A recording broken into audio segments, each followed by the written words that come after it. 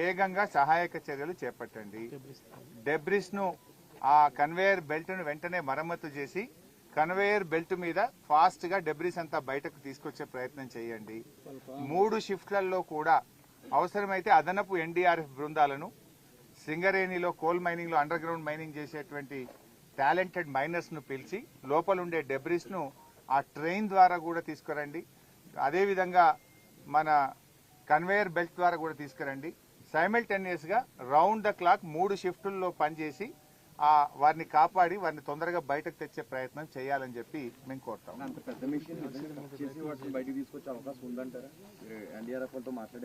Machine బయటకు తేవాల్సిన అవసరం లేదు. ఇప్పటికిప్పుడు ముందు డెబ్రిస్ తీస్తే ముందు మనం ఆ 8 మందిని మనం కాపాడుకోవాల్సిన అవసరం ఉంది.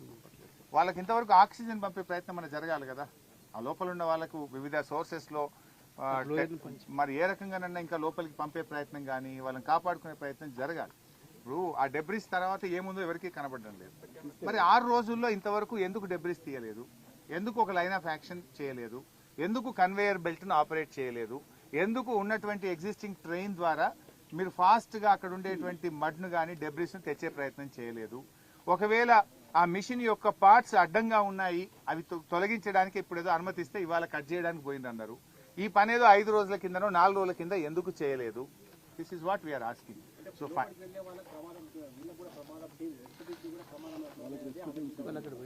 సో దానికి అన్ని జాగ్రత్తలు తీసుకోవాలి. అదే చెప్పాను నేను.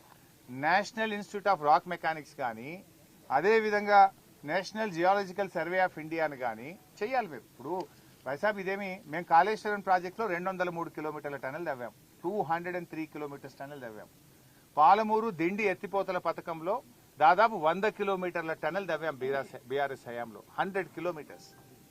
Of course that tunnel is different, this tunnel is different. కానీ రిస్క్ ఆల్మోస్ట్ అదే రకమైనటువంటి జాబ్ ఉంటుంది. సో అలాంటిది మేము అక్కడ కూడా వచ్చింది. కాళేశ్వరంలో ప్యాకేజ్ 7 లో టనల్ మొత్తం కొలాప్స్ అయింది. 30 మీటర్లు గాలికి ఆకాశానికి సూర్యకిరణాలు వచ్చి టనల్ లోపల పడ్డాయి. అయినా మేము ఎక్స్పర్ట్స్ ను జమ్మూ కాశ్మీర్ నుంచి పిలిచాం, దాన్ని హ్యాండిల్ చేసినాం, జాగ్రత్తగా దాన్ని పూడ్చి ఇవాళ అద్భుతంగా దాని నుంచి ఇవాళ నీళ్లు ప్రవహిస్తున్నాయి. ఆ నీళ్లు ఇవాళ కాళేశ్వరం ప్రాజెక్టులో భాగంగా పంట పొలాలకు, హైదరాబాద్ కు, తెలంగాణకు ఇవాళ త్రాగునీరు కూడా అందిస్తా ఉన్నాం.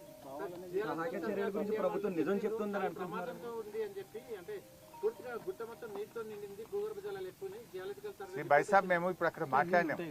ఎంత సీపేజ్ ఉందని అడిగితే 5,000 క్యూసెక్కులు ఉందన్నారు. 5,000 క్యూసెక్కులు బయటకు వస్తుంది. And this is not new. BRS ప్రభుత్వ హయాంలో కొన్ని సందర్భాల్లో 9,000, 10,000 క్యూసెక్కులు వచ్చినాయి.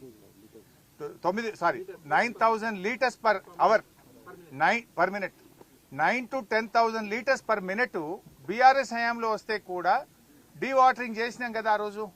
ఈ రోజు ఎంత వస్తుంది అని అడిగితే 5,000 లీటర్స్ పర్ మినిట్ వస్తుంది అన్నారు. మరి 3,600 పెద్ద ముచ్చట్నా? గతంలో రాలేదా? దానికి ఆల్రెడీ సెటిల్డ్ సిస్టమ్ ఉంది. అదేదో కొత్తగా వచ్చింది, నీళ్లు బాగా వచ్చినాయి అని చెప్తున్నారు మీరు. ఇక ఒక ఆయన సరే వాటర్ నీళ్లు కలిసినాయి అన్నాడు, అది వేరే అనుకో. బాధ్యత రాహిత్యం.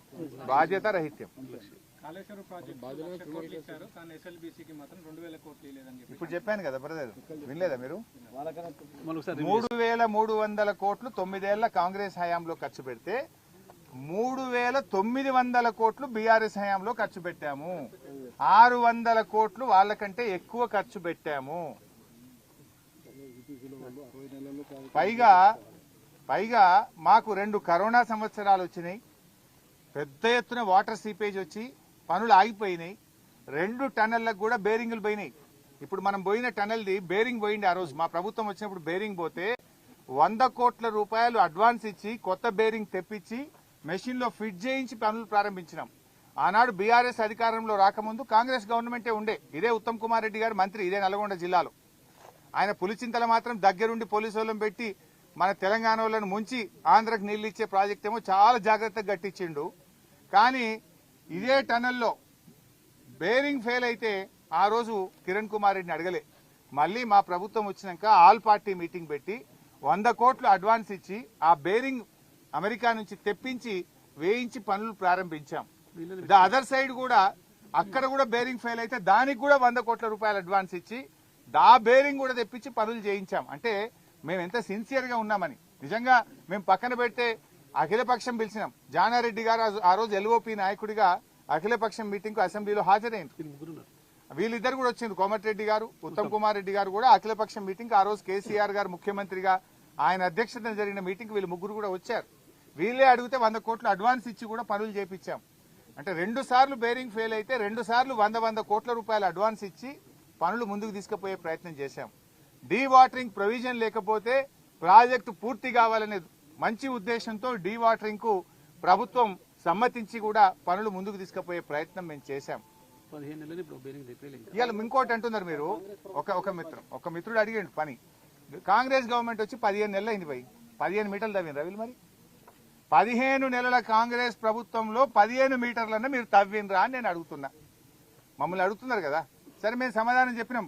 12-13 కిలోమీటర్లు లోపల పోయినా కొద్దీ సీపేజ్ పెరుగుతుంది, మనకు రకరకాల సమస్యలు వచ్చినాయి, లూజ్ స్ట్రాటా వచ్చింది. అయినా మేము 13 కిలోమీటర్లు తవ్వాం. 2 బ్యాలెన్సింగ్ రిజర్వాయర్లకు పూర్తి చేసే ప్రయత్నం చేసినాం. 3,900 కోట్ల రూపాయలు మేము ఖర్చు పెట్టినాం. అయితే 15 నెలల మీరు 15 మీటర్లు తవ్వినరా? బేరింగే రాలే ఇంతవరకు. వచ్చని ప్రెస్ మీట్లు రాసి విలేకరుల చేతులు అడుగుతున్నాయి కానీ బేరింగ్ వచ్చింది అయితే లేదు. చెప్పబట్టి ఇప్పటికో 100 ఉపన్యాసాలు కొట్టుంటారు వీళ్ళు. బేరింగ్ అయితే ఇంతవరకు రాలే. సో ఈ రకంగా ఇప్పటికైనా ఈ అనవసరమైనటువంటి రాజకీయాలు మానండి. ఇవన్నీ కూడా నేను ఎందుకు మాట్లాడినా తెలుసా భాయ్ సాబ్? ఇక్కడి నుంచే ఉత్తమ్ గారు మాట్లాడిండ్రు, ఇక్కడి నుంచే జూపల్లి గారు మాట్లాడిండ్రు, ఢిల్లీ నుంచి నిన్న ముఖ్యమంత్రి మాట్లాడింది కనుక నేను దానికి క్లారిఫికేషన్ ఇచ్చాను. యాక్చువల్గా మేము 5 రోజులు సంయమనంగా ఉన్నాం. తమ తప్పిదాలను, తమ ఫెయిల్యూర్ను కప్పిపుచ్చుకోవడానికి మా మీద బురద చల్లే ప్రయత్నం చేసింది కనుక నిజానిజాలు ప్రజలకు తెలియడం కోసం మాత్రమే నేను చెప్పే ప్రయత్నం చేశాను. ఇప్పటికైనా రాజకీయాలు మానండి. యుద్ధ ప్రాతిపదికన అన్ని బృందాలను ఒక తాటి మీద నడిపి కన్వేయర్ బెల్ట్ ను ఓకే చేసి ఆ మక్కును బయటకు తీసుకొచ్చి వాళ్ళ ప్రాణాలు కాపాడే ప్రయత్నం చేయాలని బీఆర్ఎస్ పార్టీ పక్షాన కోరుతున్నాం.